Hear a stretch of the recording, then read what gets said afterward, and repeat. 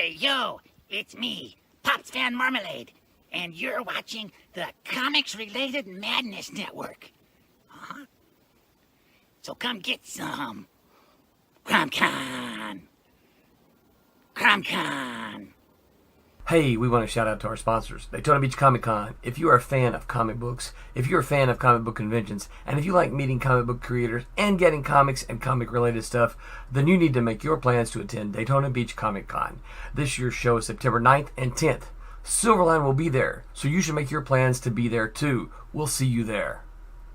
If you like comics and find yourself in the Orlando, Florida area, doesn't everyone come to Orlando at some point in time to see the House of Mouse? But when you're here, you need to make it a point to visit Coliseum of Comics, especially the one on East Colonial Drive.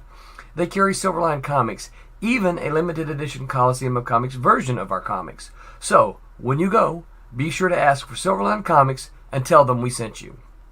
OCD stands for Orlando Collector Deviants. OCD, Steve and Trish, they're a family of geeks who promote geek things, particularly those around the Orlando, Florida area. They're big supporters of Silverline, and we think you should be supporters of theirs too. Go give them some love. If you are an independent comic book maker and you need to get your independent comics made, you need to look no further than Kablam Digital Printing. They print our books, and they do a bang-up job. They're not only trusted by Silverline, but many, many independent comic book makers. Head on over to Kablam.com and see for yourself just how easy it is to have your comic printed by them. And tell them Silverline sent you.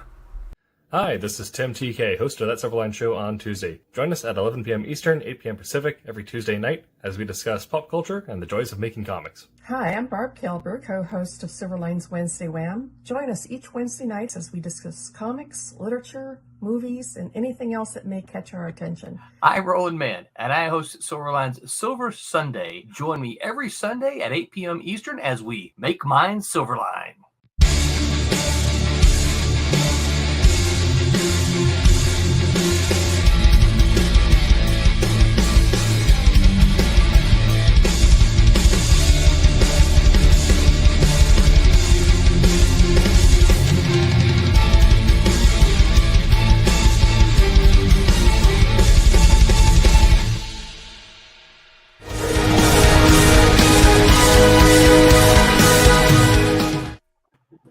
Hello, Internet. Welcome to That Silverline Show on Tuesday. I'm your host, Tim TK, and joined, as always, by Ron Fortier.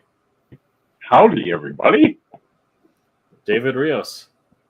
Hello. And Jose Fuentes. Good evening, morning, evening. One of the two.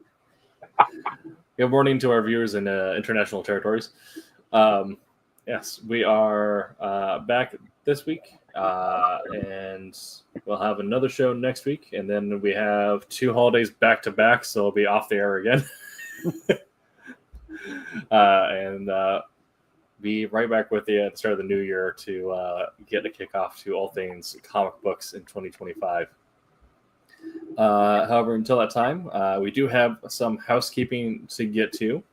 Firstly, we are currently running our pre-order phase for Beyond the Stars, Volume 4. I guess Issue 4. Depending on how many volumes. When we get to Volume 4, it depends on how much writing we're on this to do. But we have 2 left after this. We're way past the halfway mark. This is a 6-issue miniseries, and with 4 wrapped up, we've got 5 and 6, and hopefully we'll see those at the start of 2025. Absolutely. And we're very excited. We're currently 7 days left to go and sitting at 77% funded. So if you want to go ahead and get yourself a pre-order, now is the time to do so as we enter in the last week. We have a lot of alternate covers and foils and exclusives still available. Some of the interior art and original covers have already been taken, so if you wanted those, you have waited too long. However, lots of goodies still available, and who knows, there is sometimes we sneak 1 or 2 in at the end of a campaign. And like we always say, you're not crowdfunding a pipe dream of a comic. We're not going to take the money and run. This is a comic that's already completed. It's good to go. It's ready to go to the printers. We're just doing pre-orders in a way that make it easier on the accounting and make it easier for the pre-order issues. So I could give you summary of the story, but we have the man who wrote it himself. So Ron, if you want to give the people listening a brief summary of Beyond the Stars and why they should buy it. Yeah, well, I mean, basically, it's the saga of the far future and mankind having, settled the stars and galaxies far beyond anything we can imagine. And as the series opens up, a threat from the void of space suddenly materializes and threatens the empire of mankind. This all-consuming black cloud. Well, as it turns out, apparently, an older race that since vanished from the universe had dealt with the same dilemma, catastrophe, or whatever. And within its ruins, there exist the possible answers to how to end this threat.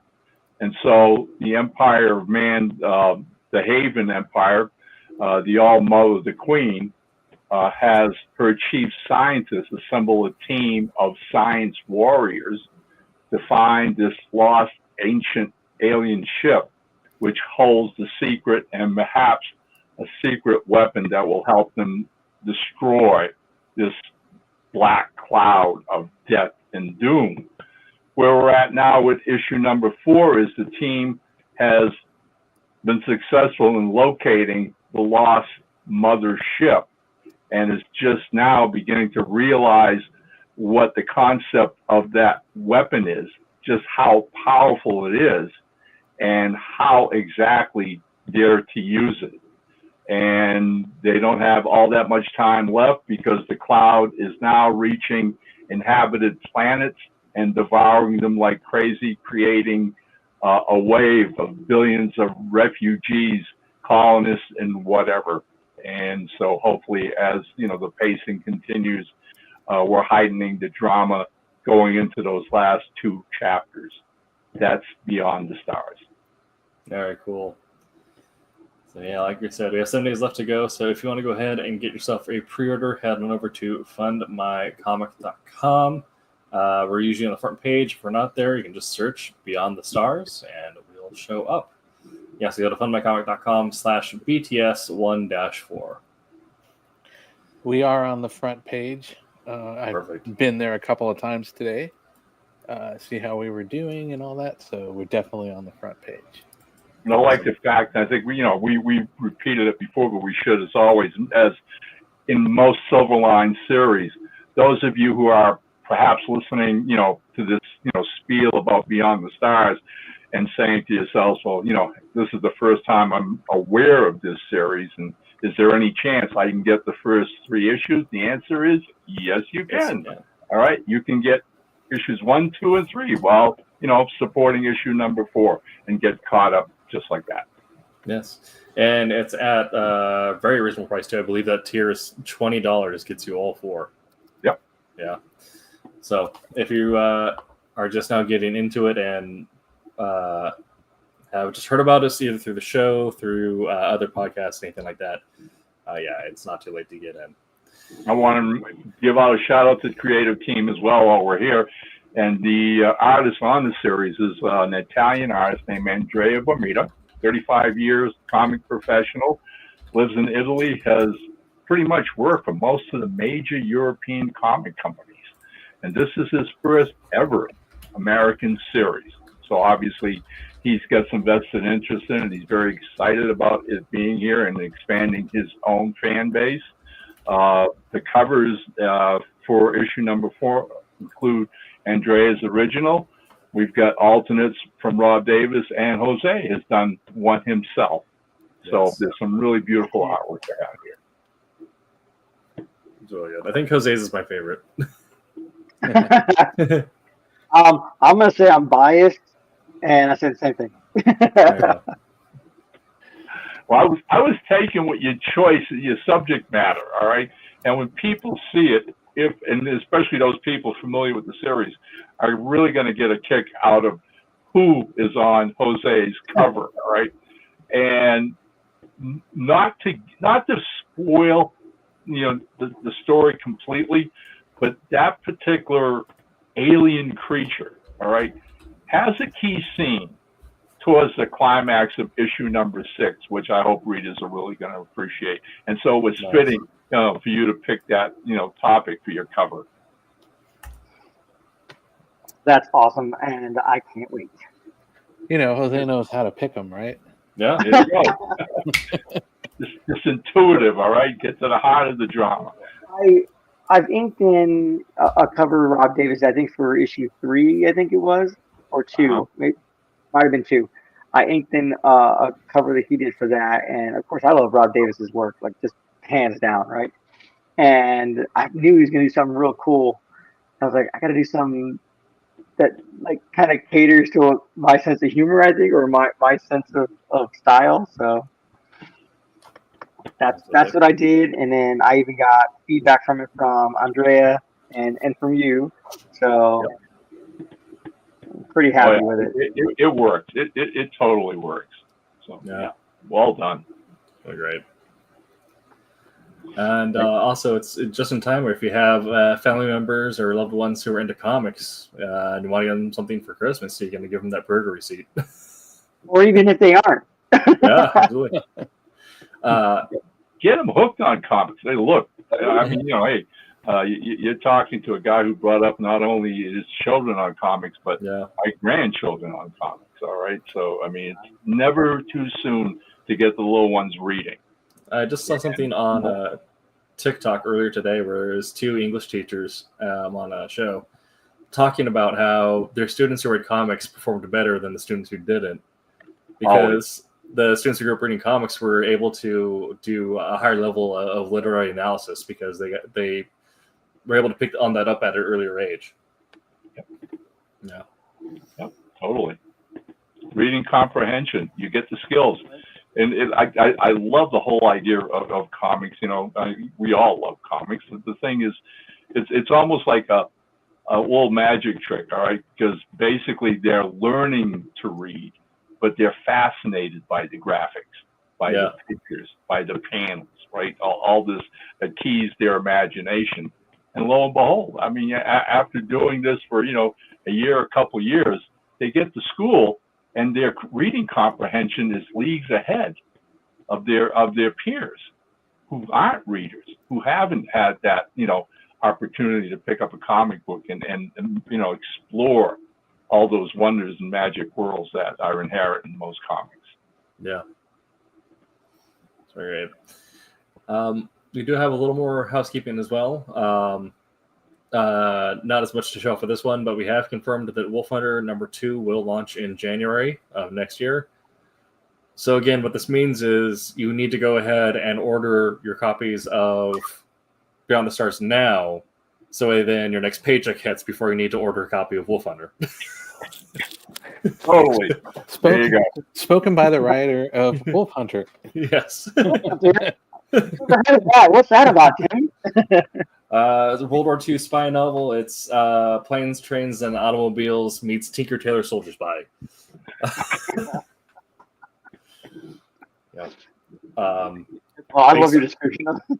Yeah, based on a true story that is kind of was a blender of errors and the real history of what happened. And my thought was, what if we injected some spy espionage into this and actually gave a reason for why these things all happen to go wrong at the same time? Very cool. Yeah. Prototype for the British had developed to be taken to America for mass production. It goes missing on a train ride. And at the end of that train ride, before it goes on the dock, that same port gets hit by a bombing raid. In real life, this is all just random circumstance that all happened at the same time. There was no explanation for it.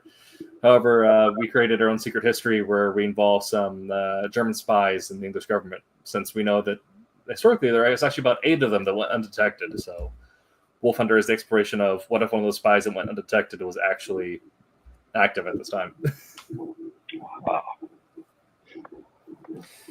Okay. Uh, So that, Intrigue. yeah. So that is our housekeeping for today. Unless we have any other news, we can get into our icebreaker. We still have, I think, Saturday this week or up through next week, the diamond orders are still able to be placed. So there is still a little more time for people if they're interested in getting the Twilight Grim #3 that's being sold through Diamond. If they want to pick it up through their comic, their local comic shop and all that, they can go through and go through, order that and request that ahead of time. It's about 2-month lead time. I think 2 should be coming out shortly, but 3 is being solicited right now, and another book done by Mr. Rob Davis. Yeah. And written by R.A. Jones. Yes. It's classic vampires. You'll dig this. This is really good stuff. So, and with that, I think we're done with our housekeeping, at least for now. Yeah. It's a busy week. Yeah. We'll get into our icebreaker before we get into tonight's subject. Tonight's subject is going to be all about families, talking about how you can write them into the comics, how to give them unique visual profiles while also selling that they're related, and how to use families as a way to create conflict or add tension or explore themes. Because we're getting into the holidays, we're going to spend a lot of time with our families, whether we like it or not. And it's also a good time to do some family-related storytelling. Before we get into that, though, we do have to talk about what our input has been, what media we've been taking in, because everything is pastiche. In order to be, who was it? Mark Twain that said the diet of a good writer is to read every day. So taking in media, whether that be visual, written, or otherwise, helps your brain and helps also put together the jelly that you end up vomiting out as words later on. So, Ron, over these past couple of weeks, what have you been reading, watching, taking in? Oh, wow. Maybe apropos, I just finished reading an historical biography, a thing called The Greatest Night by Thomas Asbridge. And it's quite literally the story of a gentleman named William Marshall, a British knight, right, who lived, born in 1114 or something, I believe, and lived for 72 years, and was one of these guys who fate destined to become a power behind the royal families of England, starting with King Henry II, going to his son, Henry the Young, who died, again, no pun, at a young age himself, was supposed to take over his father's place. Then the mantle went to, Richard the Lionhearted. Mm-hmm. Lionheart passes away, his brother John takes over, and then ultimately John's own son, at the age of 8 years old, Henry III. Living through all this is this warrior knight, all right, and this is the age of the Middle Age. The class structure had developed these elite warriors, who were knights, the age of chivalry, if you will. And William Marshall, who was the son of a lesser baron or earl, finds himself getting involved with this royal family and becoming a power behind the throne, one of the political people behind it. But what's fascinating is as you read his biography and you see the drama and the politics of gaining power, all right, is that there's this dark father and son antagonism, all right, that you hold the throne, you hold power, but then your own heir, all right, who's supposedly somebody you can trust, who should be loyal to you, and all those things, all right, qualities that we all, strive for, also ends up appearing like a threat. All right, somebody who could take over your power, who could wrest it from you if, they so desired and whatever.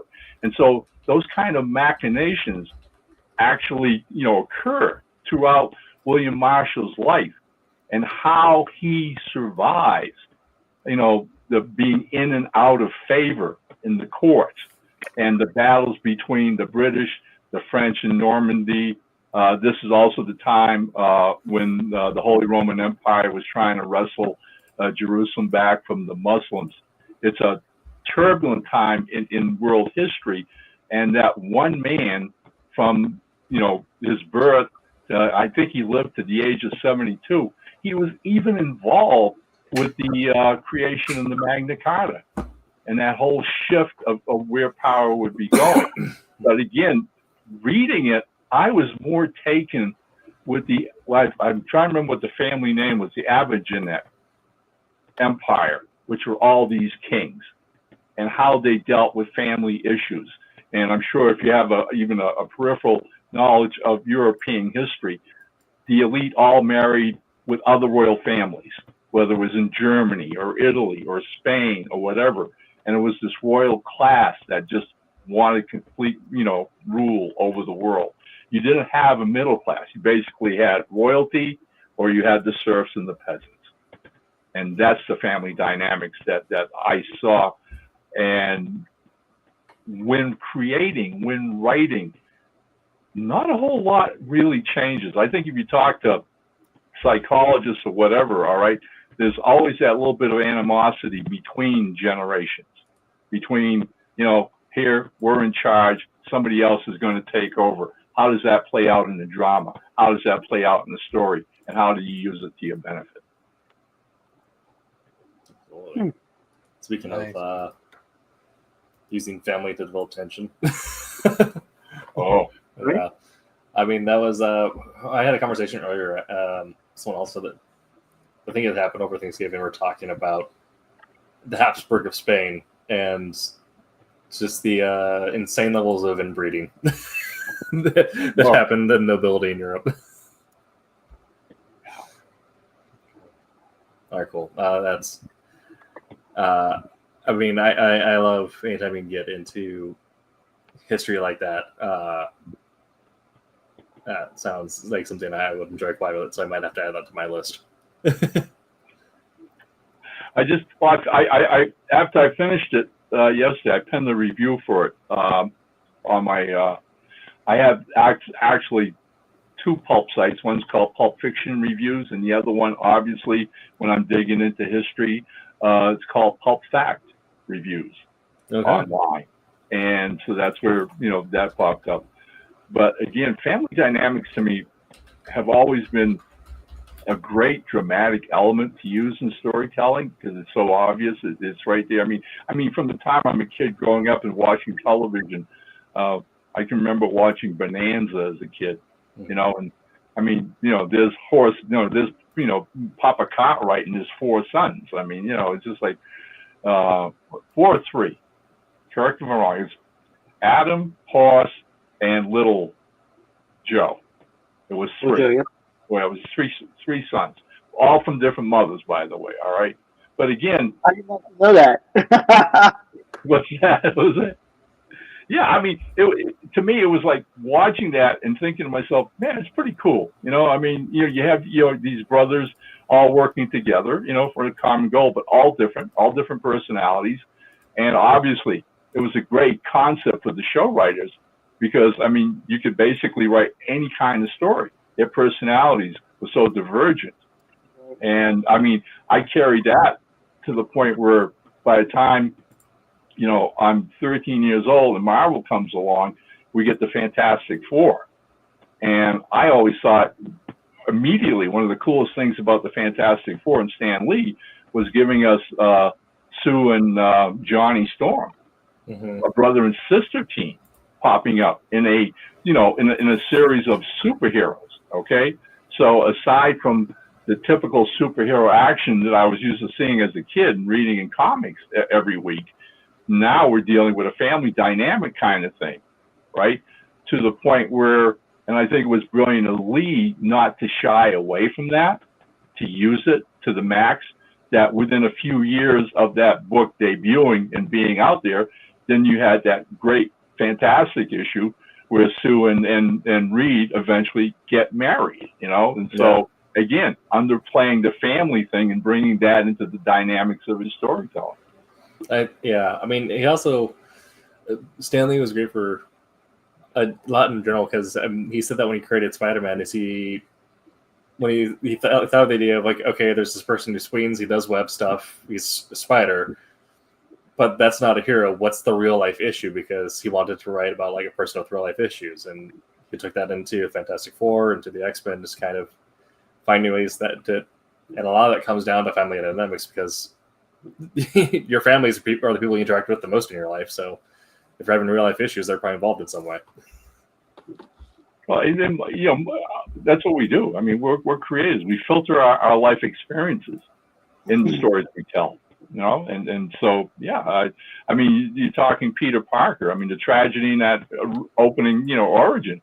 I mean, he doesn't have parents. He's brought up by his aunt and uncle and loses his Uncle Ben in the first ever story right out the gate, whereby Aunt May becomes a really strong anchor to him in his life as he's going through high school and the angst of being that nerdy kid in school and then dealing with these superpowers. And Aunt May literally becomes a really solid anchor to his character. And, when the rest of the world's going nuts and crazy, that's his safe harbor in the world. Yeah. Yep. Absolutely. Okay. Jose, this week, what have you been taking in media-wise? Reading, watching, playing? I just watched the first 2 episodes of Skeleton Crew, Star Wars Skeleton Crew. Oh, yeah. That was it. And that plays, like, the beginning plays into, like, some family stuff, too. But music-wise, for my family right now, it's mostly Christmas music. Okay. Now that Thanksgiving is over, all the Christmas music comes out. Mariah Carey has been thawed. That's fair. I so far have not lost Whamageddon yet, but we're only 10 days in. We'll see if we can make it the rest of the month without hearing Wham. Yeah, I haven't heard it yet either. I'll be honest with you, but I play a lot of like stuff off my like Spotify and stuff like that, so I can pick and choose what songs I want. It's kind of cheating, but yeah. But my wife and I, we like the classics, some Nat King Christmas stuff, you know what I mean, and some, Dean Martin and whatnot, just the classics. Okay, that's fair. Yeah. We've been doing the August Burn Red heavy metal Christmas album. That's been what we've been putting on the house and have been doing stuff. And I guess also for those of you who are listening and are not familiar with Whamageddon, so we can get more people into the game and maybe make it a check-in moment for the show next year. Right. The game of Whamageddon is you must go the entire month of December without hearing Wham's Last Christmas. This includes in the mall or places where you'd be subjected to it involuntarily. Once you hear it, you've lost the game.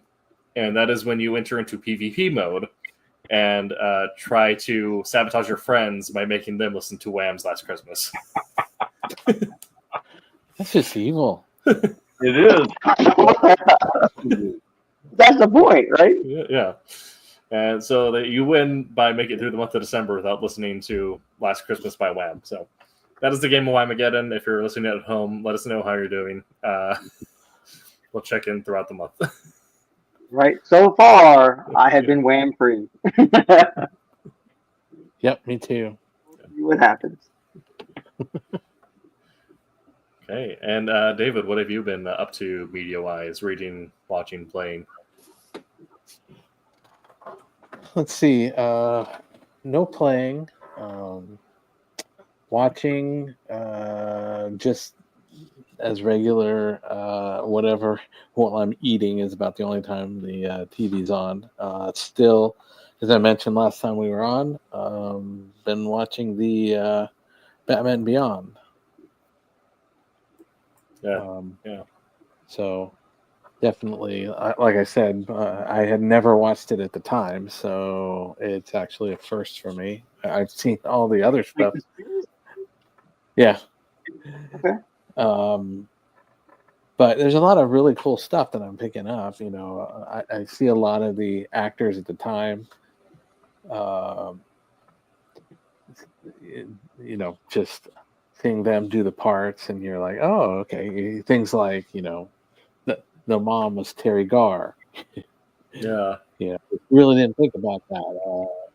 Dr. Channing was Barbara Gordon, you know, and all this stuff. So you get a lot of that, but then things that kind of I'm not sure if I mentioned it last time, but you know, looking at like I didn't realize that Darwin Cook was so heavily involved in that show. Mm-hmm. You know, he did like the opening, I think the title design, some of the opening sequence stuff, storyboards, things like that. So very, very cool. Cool. But Yeah. because I love his New Frontier stuff, so definitely. But also, that's it for that. Reading wise, very little the Koepp stuff, but I've been kind of cycling through some of the Marvel stuff. Like Tim had mentioned that he is playing around with subscription on that. Yeah. Marvel Universe stuff. So I've been kind of forcing myself to see if I can keep up as much as possible with work and everything with the new releases that they release every week. It's about 3 issues back. And some of the stuff I love, some of the stuff I really don't like. That's fair. Yeah. Some is weird. But yeah, just kind of picking that up. I did pick up, and I have it here in my box on my to read stuff, the Silverline Christmas special that was released. I think it was a week ago or 2 weeks ago. I haven't been into pick up books, but I just got that one. I didn't see your name on the cover, Tim, so I don't know if you're in the first part of that or the second part of that. It might be the second part. Wolf Hunter, but yeah. Either way, looking forward to reading that because I did miss out on the other one. So, but that's it. That's what's been going on. Yeah. That was I love that Wolf Hunter Christmas special was also an interesting one because that was also another me taking a weird coincidence that happened in the war just because the random things happen to align in the universe and adding in a level of espionage to kind of give like a sense of order to it. But there was a moment during the Blitz on Christmas Eve where the Germans actually ended up bombing really close to a population center, but just missing the churches where they're having midnight mass. Okay. And so, without getting into spoilers, we get into what if they had a radio man on the ground who was trying to call in what would be the points of like mass destruction to call on for a psychological win over the British. But of course, we have Captain Willard there, who's has Britain's most chiseled chin and is going to stop things before they go wrong. Chiseled chin. Yeah, it's really interesting seeing the ways that he's been drawn by 3 artists now, and because the way that Quentin drew him for that is, it's very. He looks like he could be in the running for Captain Britain, whereas in the main line he looks much more like the investigator in Ticket to a Soldier Spy. Yeah, I'm seeing that a lot with the characters, like in the Demon Tale book, the Paul Pelletier version of Demon compared to the Demon that's been in the more recent Silverline books.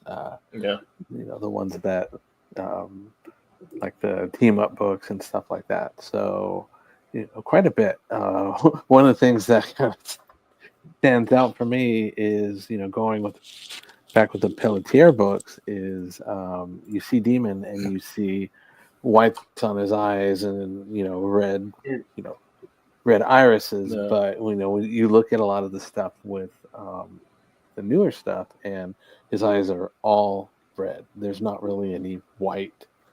So definitely a lot of different ones. And then you look at the cover that was done, and that's completely different, to the book.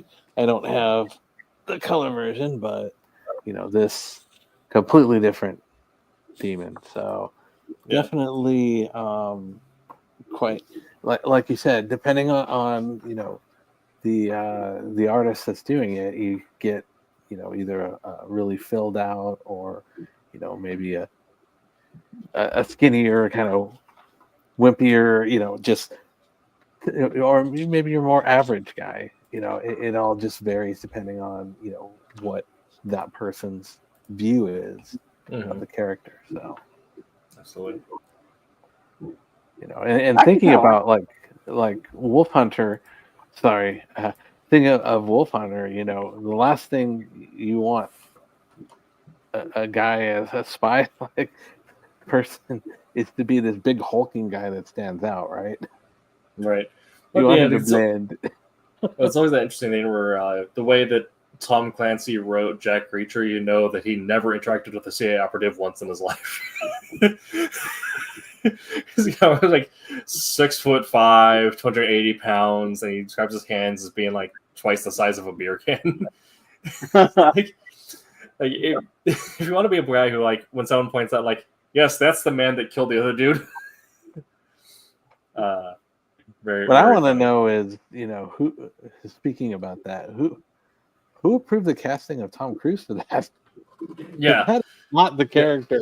The Reacher TV show on Amazon is much more like accurate to the books, and they also did some stuff now where they changed his backstory, so he wasn't intelligence officer, he was military security, which is still intelligence, but it makes sense for him being massive as opposed to, if you're a CIA handler, you're going to look like a gray man.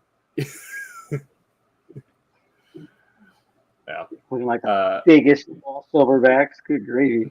Mm-hmm. Yeah.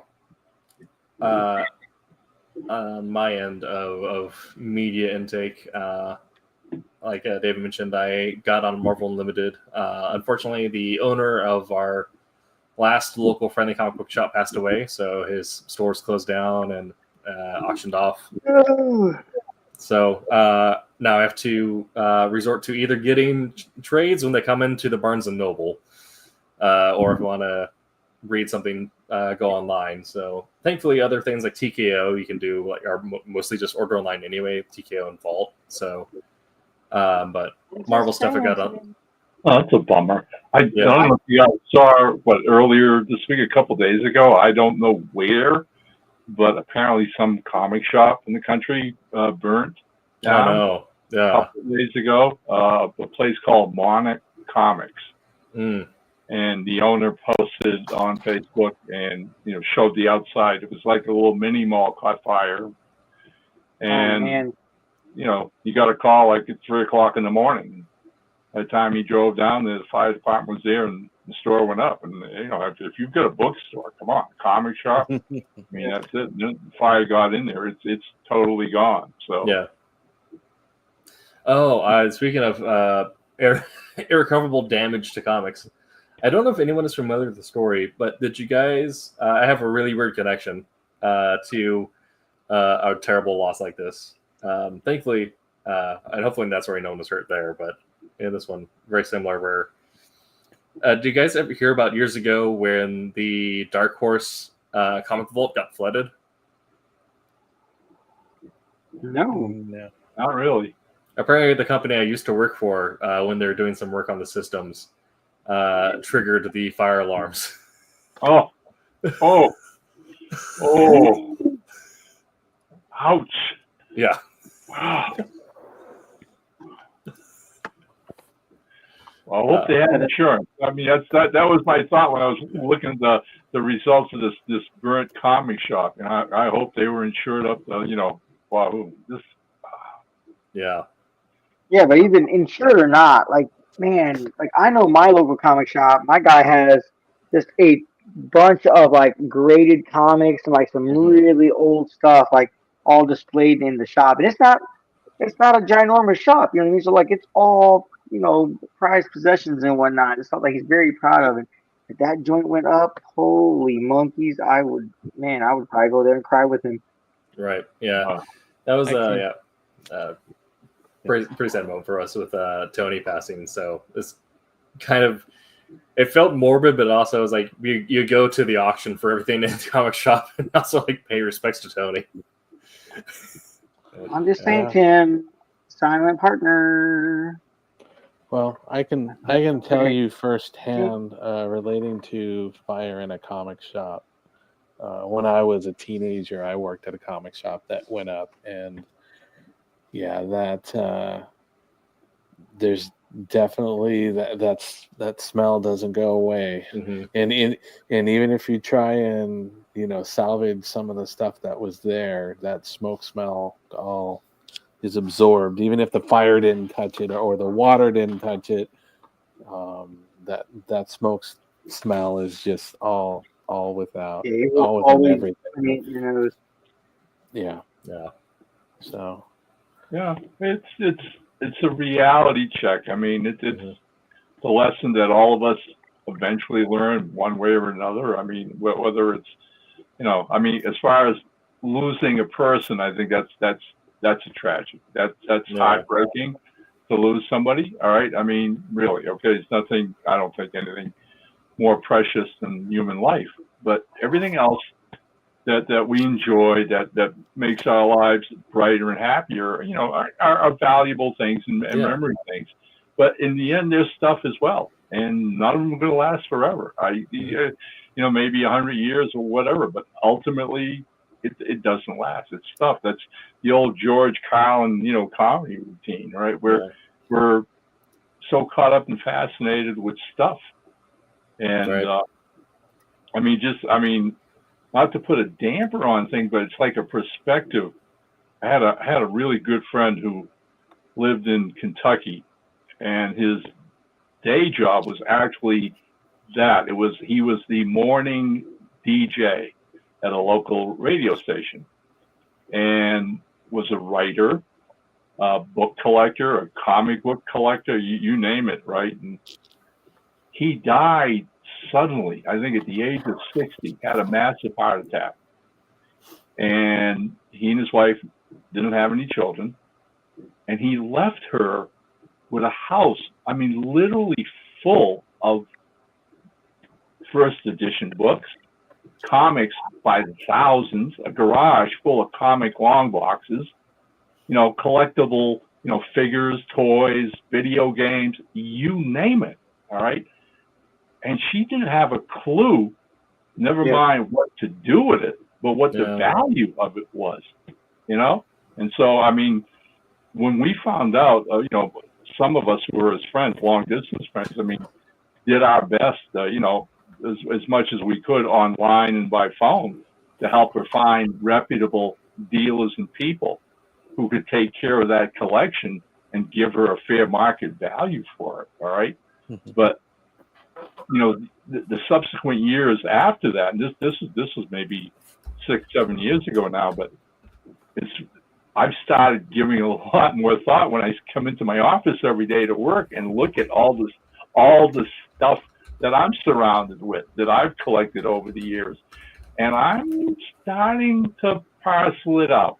I'm starting to go to shops and seeing what I can get for it and whatever, because again, it's like, I know my time will come, and last thing in the world I want is to leave my wife, with that issue, with having to deal with that kind of stuff. So it's like, maybe I can find good homes for some of these collectible toys right now, and maybe find other comic, collectors in the area, via the comic shops and whatever.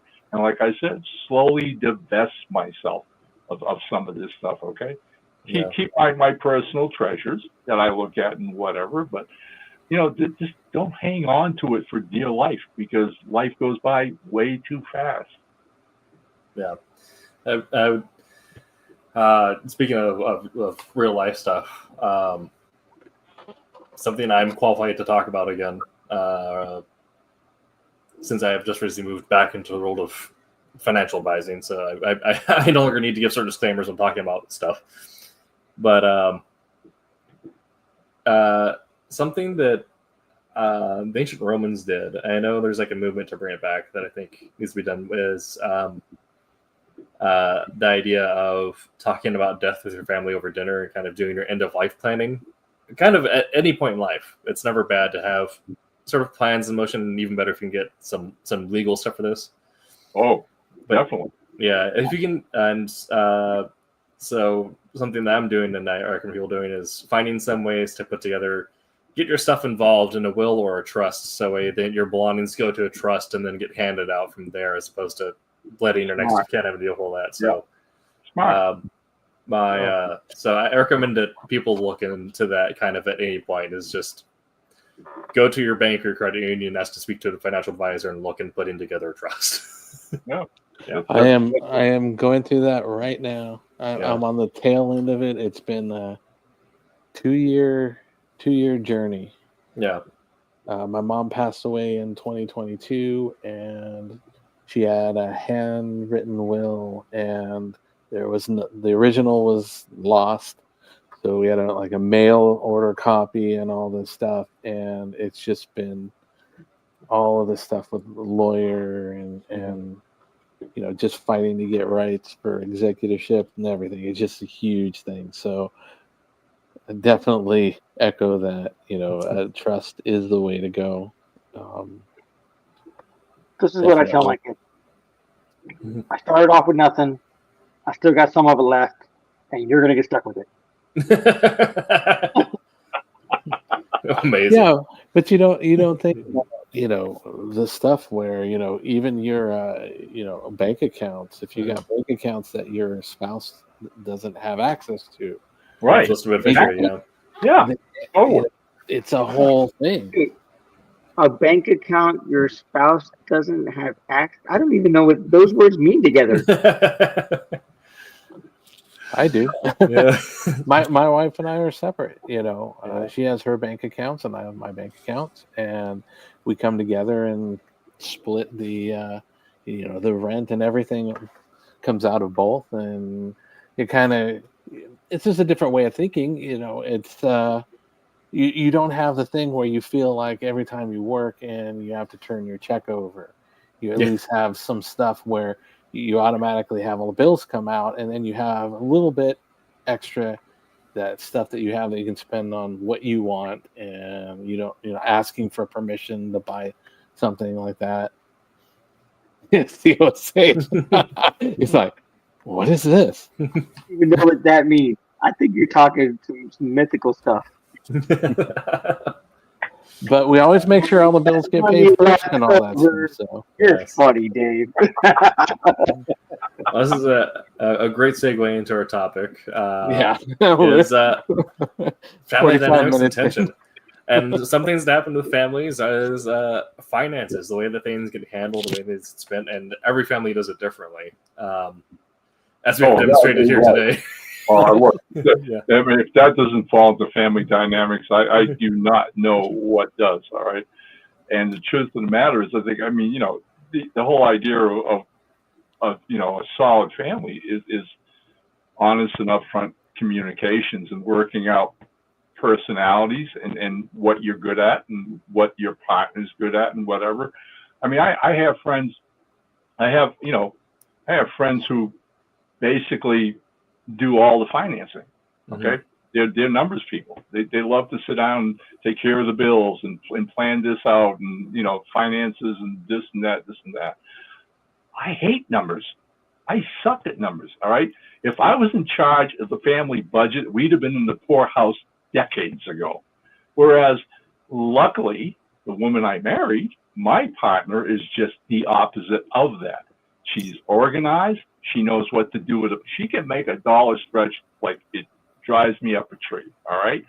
And so right up the front, I said, okay, whatever we earn that comes into this house, it's yours. All right. And she gives me the workplace. All right. So, this is family dynamics. This is the topic we're talking about.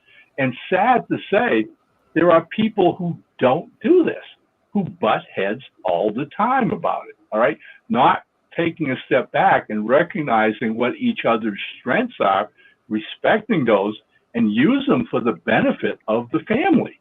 Yeah. And that moment of butting heads, that conflict is what you can use as fodder for compelling storytelling.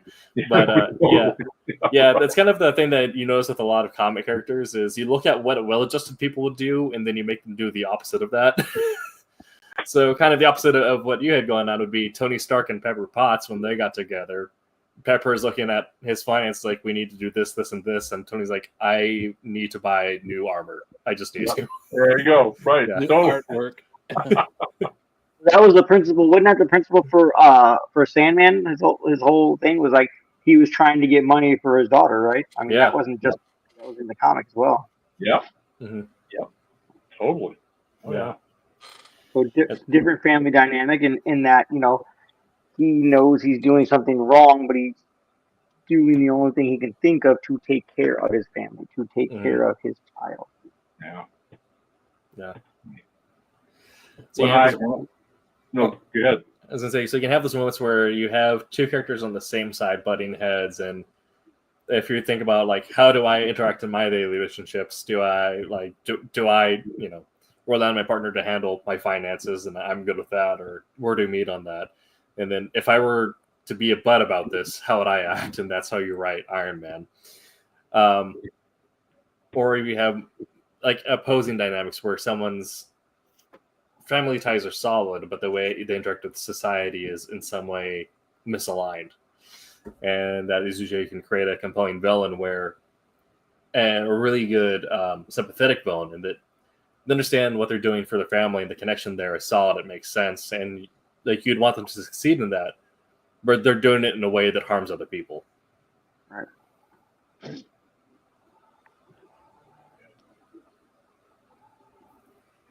I ended up dealing with the whole family thing, you know, years ago when I put together my proposal for the Green Hornet series from Now Comics. And the idea, when it came time to put that proposal together, you had one or two ways to go with it. You could have basically just created a brand new, iteration of the Green Hornet for the time that I was writing it, late, 1980s, early 1990s, and just go with that, just the way they'd done with the TV series with Van Williams and Bruce Lee. They just came in and said, okay, this is the Green Hornet for the 1960s. But the thing is, as I was researching the character himself, I went back to the days of his, origin at WXYZ in Detroit on radio as a radio series. From that, I saw it develop and get brought to films with the two serials Universal put out, the Green Hornet in 1940 and the Green Hornet Strikes Again in 1941. Jump, 20 some odd years, and now you have the 60s Green Hornet TV show, and here we are 20 years later, and Steve Irwin was the artist who got me, caught up in wanting to do this. And Steve and I got to talking, and finally one day I just told him, I said, it seems like you have so much potential with the history of this character throughout the decades, all right, from the 40s from the radio to today, then why don't we just mine that? And that's when, we worked out this concept of making it a family and not different Green Hornets per se, i.e. the sire of the whole legacy thing was the radio Green Hornet, who eventually, we see in the Universal serials. But then we have the next generation that shows up in the 60s, and then we lay the groundwork for what was then our modern Green Hornet. And so the whole concept of that was to make that work according to the timeline and the ages of the character. Now, at the time when I wanted to do this and put it together, I'm sitting at a kitchen table with notebooks and calendars and dates and, calculators. And realization comes along the fact that 20 years, the typical concept of a generation of a person from birth to being 20 years old in adulthood never lined up properly with someone having a crime fighting career for 20, 30 years, getting married, right? And then at 40 or whatever, having children. And by the time, they're at that age to do that, you're into your late 60s or 70s. So I'm pulling out at that time what hair I had because the timeline never worked. It just couldn't work. Guys, it drove me crazy, all right? I mean, for weeks on end, I would sit at that table with the calculator, with the timetable, and try everything I could, and it just wouldn't work. Okay. Take it, Brett, leave it alone for a couple days. Just let the old subconscious start thinking about it. Well, in the course of researching the character, one of the things that I learned, all right, right up front, way back when, was the fact that the Green Hornet was an actual descendant of the Lone Ranger. Mm. The Lone Ranger was his great uncle. And I went, and then one day, that's what it was. All of a sudden, one day I'm sitting there thinking, all right, I can't make this work, father to son. But what about uncle to nephew? Okay, so now here's a solution to the timeline problem with the generations. If you've got a Britt Reed operating in the 1940s as the Green Hornet, but he hasn't married yet, all right, what's to say he doesn't have a brother who's an archaeologist, and his brother gets married, and while he's fighting crime, his brother has a son, Britt's nephew, who invariably finds out his uncle is the Green Hornet, and he wants to follow in his footsteps. And so suddenly we were going uncle to nephew instead of father to son, and the whole family tree just falls right into place. Yeah. At the same time, it also, if you're a writer, gives you all these great supporting characters, because now you have to flesh them out. What was the brother like? What's the nephew like? And as you work your way through the generations, I remember when I started writing that opening storyline, we started way back when with the last case of the original Green Hornet and brought it all the way up to 1989, right? So 3 generations. And all these characters so enriched. It was the family. The family was what was driving the whole narrative. All right. I mean, even to the point where I had the TV Brit's cousin is the lawyer who takes the place of the character from the TV show. In our world, it's not Scanlon, the male guy. In the modern Green Hornet, it was the new Green Hornet, Paul Reed's cousin, who's the district attorney, and in on The Secret. Again, keeping the family dynamics going and working our way through that. Even to the point where, when we get to the point where we're going to introduce the modern Green Hornet, right? They're 2 brothers. Again, it's the uncle. It's their uncle who was the TV Hornet, all right? So you got 2 brothers. One wants to be the Green Hornet. That was, I'm trying to remember what his name was. If I get it straight, what was it, Mike or Dan or something. But the point is, our Green Hornet, I needed something else for our Green Hornet. Again, it just stretches. The more characters you have, the more characters you develop in a family dynamic, the more fodder for storytelling, for subplots, all right? So the point where I made the character that would ultimately become our center character a concert pianist. I said to myself, I'm going to take this guy out of this whole hero thing completely and make him the last thing in the world you would think of as a masked avenger, right? To the point where what happens is his brother becomes the new Green Hornet, and on his first mission is literally killed by the bad guys. And Paul, who's in Paris giving a concert, gets this message from the family saying that his brother's been killed and he has to come home. He comes home, And basically, the rest of the family, the grandfather, his uncle, his own father, are all looking at him like, well, your brother's dead. It's your turn. And he's like, nope, I'm not doing this. It's not. Again, it's dynamics. It's conflict. It's whatever. It took me 7. I mean, we're talking 22, 24 page scripts.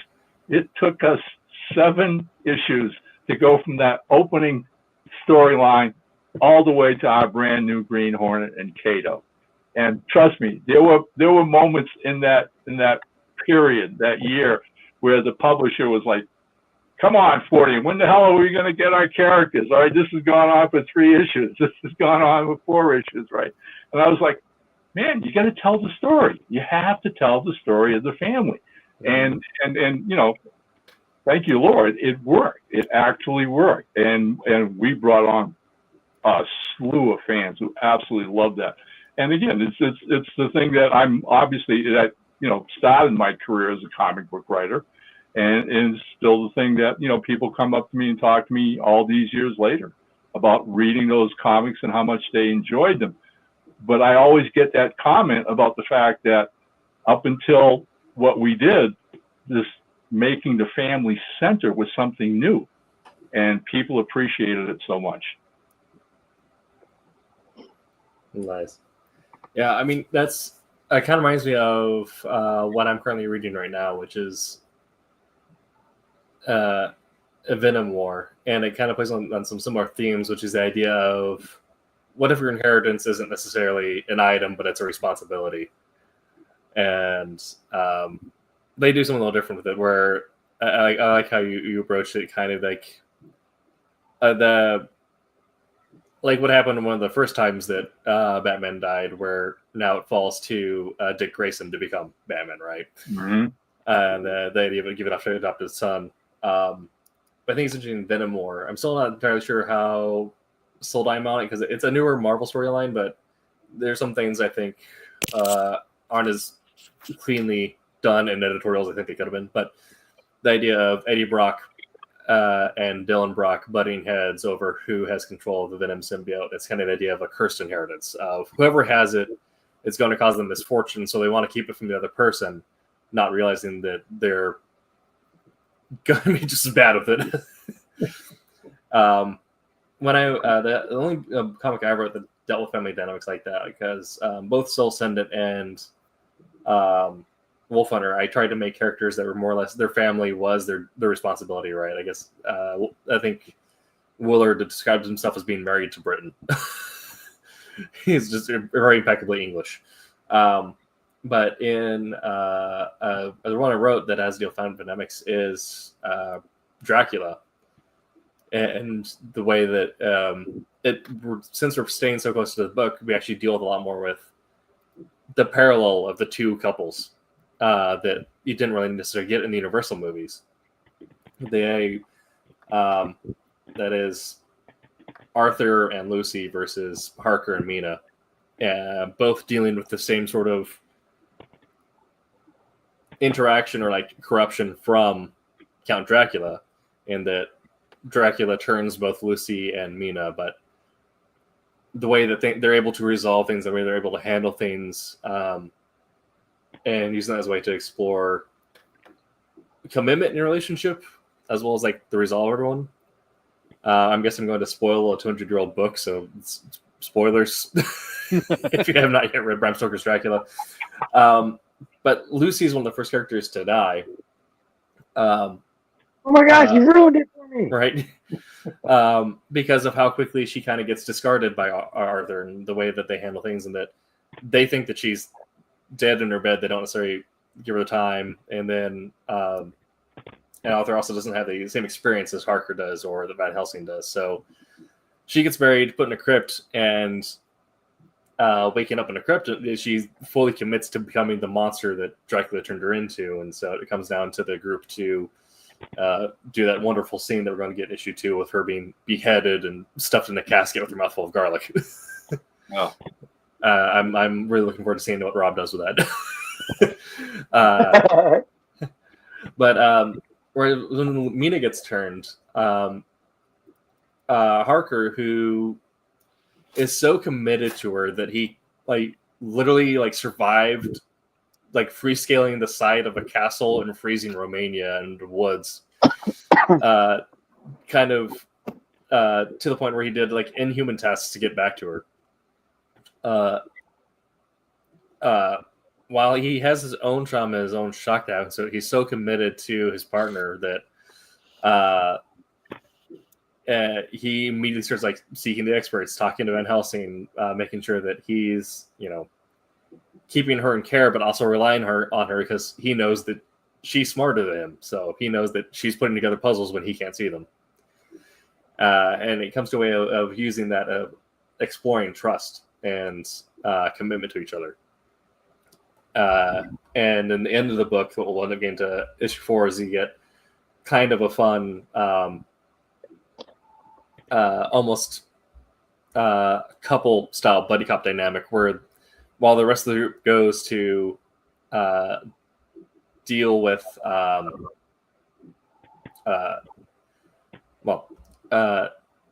they all go to Romania and they have to split up at a point, and you get this fun buddy cop dynamic where Harker, it's all right, I trust you. You know more about putting this together and ending the curse than I do. So you're going with Dr. Van Helsing. I'm taking the boys, and we're chasing this Barovian man on a steamboat.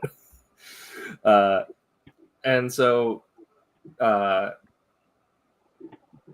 ability of trusting his fiance, who he knows is actively turning into a vampire, to go off with a crazy European man into the mountains and face the literal demons of Castle Dracul, versus Arthur, who redeems himself as a character, but is very quickly kind of well, Lucy's dead, put her in a box. So I think that's another fun way of using two families to explore one dynamic, and in opposing contrasts. The show Modern Family, I think, does a really funny take on things like this. Oh, yeah. I mean, at its core, family is almost undefinable to a degree. I mean, I don't know about you guys. I mean, I had 2 brothers and a baby sister. Now the brother, I was the oldest. The brother, a year and a half younger than I. My memories of us growing up initially was we fought like cat and dogs, and we were forever fighting each other. I mean, literally, we punched the shit out of each other and everything else. Drove my parents crazy, right? Thought we were going to kill each other. The kicker is though, if we were in school and somebody was picking on my brother, then they were dealing with both of us. Yeah, and vice versa. Okay, as much as an hour earlier, I'd been beating on him. Nobody else does that. He's my brother, okay? And then, the person who had my back all the time was my brother. And we look back on it now, we laugh our asses off, all right? Because in the end, it's what family is, all right? If you're that blessed and lucky enough, all right, to grow up in a family and have, siblings, then you're 1 footstep ahead of I had friends, growing up in school who were single, children. And I wouldn't have wanted that for nothing in the world, ever. All right. Some of my fondest memories, we're talking about holidays. We just went through Thanksgiving. All right. Christmas is coming up and whatever. All right. And I can't imagine and remember those without thinking of my brothers and my sister and experiencing life with them together. Really.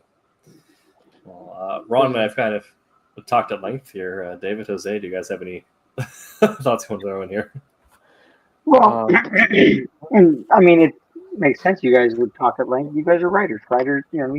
You guys steal forth from the brain. Yeah, we do.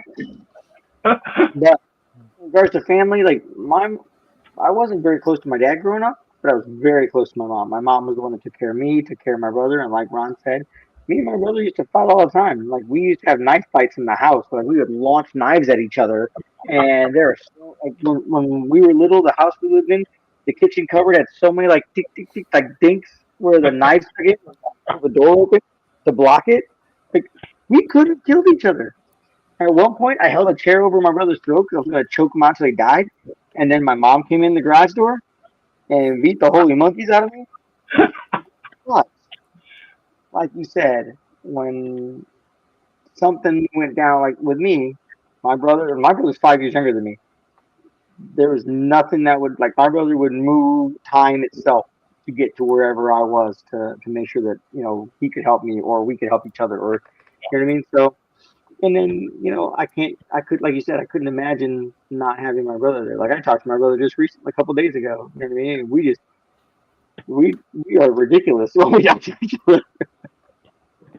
But, like, to me, like, when I write, or not, well, when I created my comic, my Gothic Western I did, the guy doesn't have a family, but the person that he's with, I wrote like she was a sister to him to take care of, right? Even though she's being self-destructing and like going down a path to to destroy herself, he was like he had like a big brother. I gotta step in. I gotta keep her safe. I gotta take care of her, regardless of the shenanigans she's getting into.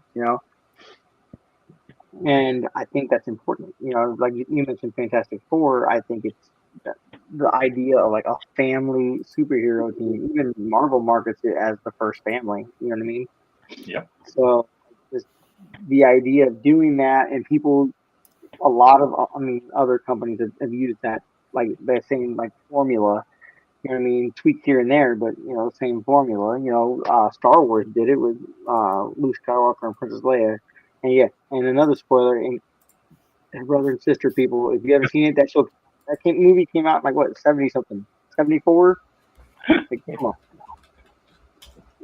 But yeah, that's a pretty universal dynamic and like formula to use in stories that just like would help. It grounds a character. Like if you have a character that has a family to either take care of, or that gets involved in the things that you're doing, even if it seems annoying, like, oh my, like, what are you doing? You can't do that. You're like, oh, leave me alone, blah, blah. But it's that family dynamic that grounds a character, that grounds a hero. Like, that is what readers are going to read and say, oh, I can relate to that. Like, my brother and I used to fight all the time, but man, like, when I'm needing some help and whatnot, bam, there you are. You know what I mean? No one gets to like beat your brother up but you. And just Amen. Yeah. it's a dynamic that works. People relate to it. It just, it will never get old. Honestly, it's a formula that will never grow old. Well, with me, it's like I had a brother and I have a sister. My sister's a couple of years older than me. My brother was 9 years older. So growing up, it's like he's a teenager and I was a young kid, and a lot of things didn't cross over until we actually got older. My brother and my sister used to fight all the time, always fighting, whatever. So I get that I definitely get that dynamic, and I know that once we got older, my brother and I were very much along, and we actually kind of rebonded. We moved down to Texas. We lived in an apartment together and all this stuff. And, we really got to know each other. But a lot of similar interests and things like that. Unfortunately, about pretty much a year after my mom died, my brother passed away during, the COVID times. So that that dynamic with the sounding board and all that, I knew that I could always throw things on him, and him being a sounding board. And when we were trying to get my mom before she passed away, and all the dementia that she was going through, to try and get her to sign whatever paperwork and all that stuff, which she didn't want to. So there is that. I've seen, I've seen the fighting thing. I actually never ever fought with my brother. We always got along.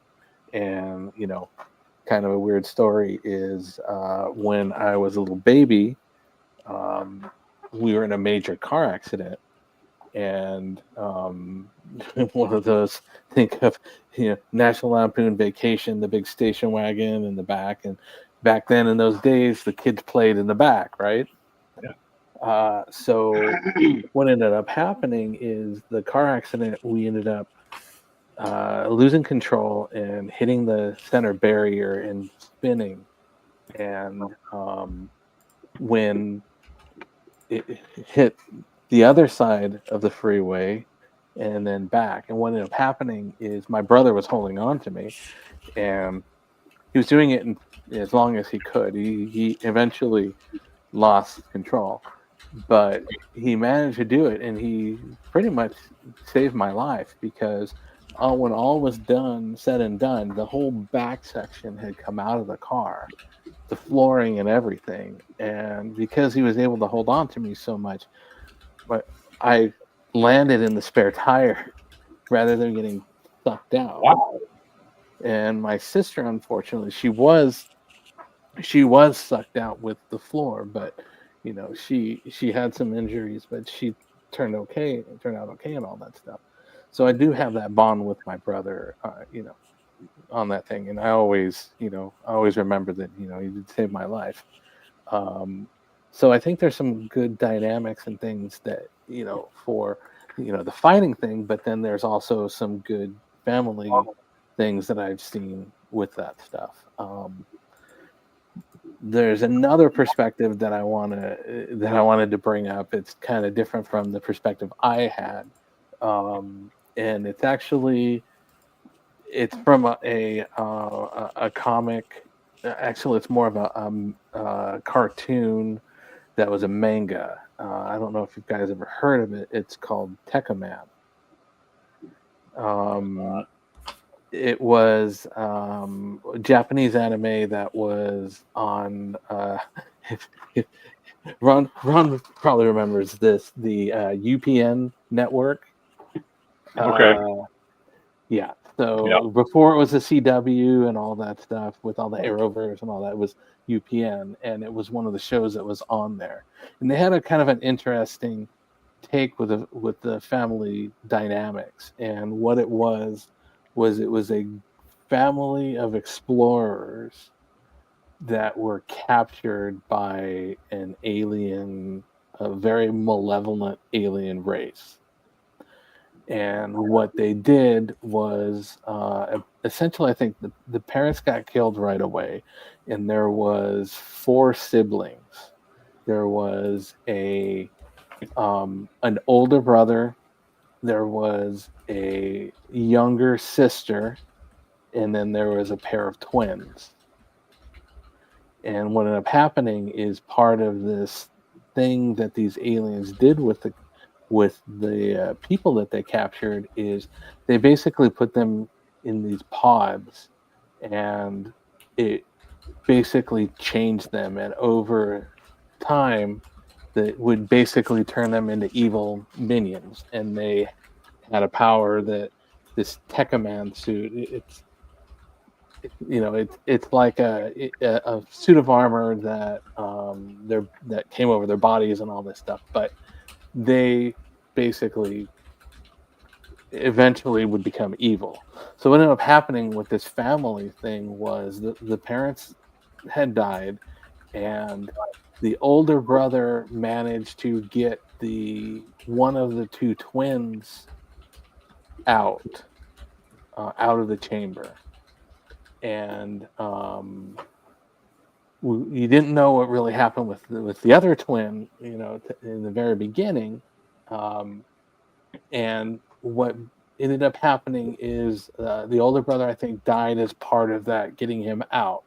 So he was kind of the protagonist, and he could turn into this. He had like a crystal, and he could use it, and he could armor up and fight things. But he had like a 30-minute timer, and when the 30 minutes, if he stayed too long, then he would turn evil. And 1 or 2 times he did that, and they were able to bring him back. But what ended up happening is you find that the main antagonist is actually his brother, his twin brother, is pure evil, who has the same powers that he does. So you have that butting heads. You know, the older brother's dead, the parents are dead, and then at one point, as the series went on, I think it's like 50 episodes or something like that, maybe 30 episode 35, around that range, is the sister gets kicked out of her pod. She's rejected. So she shows up, but she's basically dying. The whole process is killing her. So her thing is trying to get the two brothers to cooperate with each other before she dies, and she does die. And you know, it kind of goes in that way. But there were some really cool dynamics, because you can't really think of, you know, if you really think about siblings that are of the same mind, twins are the ones that your mind goes to. Hey, you know, these are the two that are most likely going to be on. You know, you have some things about, you know, identity where, you know, maybe one wants to have long hair and the other short hair, so, you know, I'm my own person type thing. But a lot of the mindset and everything is that way. But for them to go and take the story and put these two as the equivalent adversaries for each other, I think was done very, very well. Okay, I get the drama of that right off the bat. Really? Wow. All right. So some cool stuff. Sorry, a little bloated on the explanation, but I wanted to give you some of the context. Of how it would. I actually have some of the things on DVDs around the house, the Japanese ones, and then I think I have like one of the volumes of the English one. But yeah, it was an interesting show. So. Nice. All right, cool. Well, we're about at an hour 22 now, so we're getting ready to wrap up tonight's show. Yeah. Go ahead. Oh, so I have it. Okay. Let me grab my calendar so I can see what we're going to talk about next week. Next week is... so next week is just a general, calling it a fireside chat. So I might do a screen share of like one of those fireplace videos on repeat. But it'll be a point for us all to kind of chat about our journey in comics so far, just in general, and our reflection of lessons learned over our careers of varying lengths. And the different levels we've all been involved at, as well as the things we're looking forward to in the future. We've gathered some frequently asked questions that we either have or have not answered during the time we've been live. So we'll also be taking a shot at all of those. So if you are watching live now, or are one of our listeners who listen in the week following each release, feel free to stop on by our YouTube, Twitch, or Facebook stream next Tuesday, 8 p.m. Pacific time, to give us your questions. Or if you have to listen to us after the fact, I have my Blue Sky listed, as well as our YouTube comments are open, so you can also leave questions in there, or send them at me on Blue Sky. I'm not sure what a post on Blue Sky is yet. It's not a tweet. I think it might just be... There's nothing really that works well with blue me a message or something. I think you can message on it, right? Yeah, you can message on it, but I don't know if my direct messages are open, but people can post on my post at me, and I will see it. But if you can't think of anything, we have collected a series of frequently asked questions, so hopefully someone else has been thinking the same thing. Yeah, just pulled the thing. This is there. You go. This is the U.S. series. Nice. Techno Man. Kind of looks this This is a Japanese one. It's Tekkaman Blade, but if you look here, you can see the two brothers, the protagonist in the white here, Yep. and then the antagonist in the black and red. But those are the things the outfits and stuff that they do when they power up. So and they fight. So that's what that was. Sorry. All right, cool. Yeah. All right. Well, we've been talking about we talked about a lot today, but squeezed in a good 45 minutes on families. There we go. Does anyone else have any closing thoughts or advice, or even like closing thoughts on the visuals of families? So we've talked a lot about writing them, but not necessarily giving them a visual identity. For me, the example I always go to is the Summers family and how they all kind of have similar wavy hair, and as an editorial choice they did, going from Scott to Havoc to Vulcan and then Corsair is like, no, they all need to have this weird little floopy thing at the front so people know they're related. Right. Havoc in the 90s was cooler, just saying. Yeah. Well, you think of some of the animated stuff. Havoc never had his hairstyle was completely different. He had the the surfer dude haircut. He had that poop. Yeah. Well, that was definitely that's what Tim's talking about. But you think of like the X-Men animated series when he shows up and he's in Australia, he's surfing and all this, and he's got he's very much a little different, and that was one of the things that I enjoyed on the cover for X-Men, Uncanny X-Men 339 when I did it was the when I colored the one with Havoc and Cyclops fighting each other upside down. Yeah. That was a lot of fun for me to be able to do that. I mean, we had a colorist that did a lot of the layouts on marker comps and all that stuff, but computer coloring it was really a lot of fun. So That's awesome. Yeah. Which is kind of weird because I'm seeing a lot of things like they're releasing books like the Onslaught series and stuff like that, because that's where the Onslaught book started. So they're using that cover, reprinting that cover quite a bit, in some of the collected volumes. It's kind of Nice. That's cool. That's always got to feel good and weird at the same time when you see something you have done like that suddenly get massive amounts of reprints. A bunch of people now have this in their hands again. It was a good cover. It was an interesting cover. So I'm glad that they kind of picked that one to redo. Yeah. Right. And I know they're also doing that with I think Siege Perilous because of how much it relates to new stuff after Krakoa. They're also doing a lot of stuff for the Siege Perilous storyline. Mm-hmm. Yeah. Okay. Well, thank you everyone for your thoughts today. Thank you, chatters and listeners who have been with us tonight. We'll be back 8 p.m.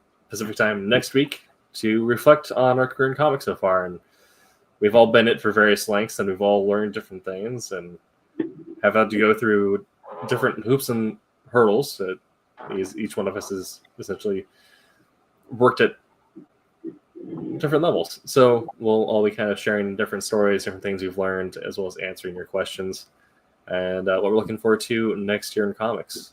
Make sure to go to fundmycomic.com. Beyond the Stars number 4 is currently on the front page. So go ahead and get your pre-order in today. If you want some art, make sure to snag it up before it's gone. A lot of it already is. And be on the lookout for Wolf Hunter 2 next month. Yay. Good stuff. Check out Right. Wednesday Wham and Silver Sunday, 8 p.m. Eastern those days. We'll see you next week. But until that time, make mine Silverline. Hi, I'm Greg Horn. Make mine Silverline.